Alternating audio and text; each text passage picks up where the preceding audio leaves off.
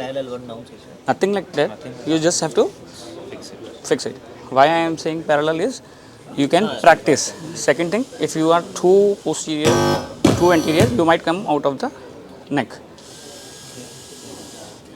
Dalo.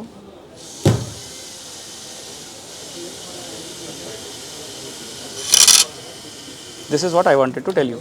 So what we tend to do is, if we are converging somewhere here or there, we will hit. Okay, fine, done. With the help of a guide wire, you have to do Angle. and so it has to go very anterior. It is not has to, it doesn't have to go like this. See, this is a sleeve. When you are using a sleeve, what it will do? It will be held like this. Tell me, or will it be held like this?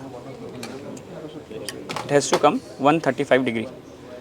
Okay, so now what we are doing is we are putting very anterior so that it transfixes the head neck. Now it will not rotate. Do it. Someone help here. Otherwise junior will not give you party.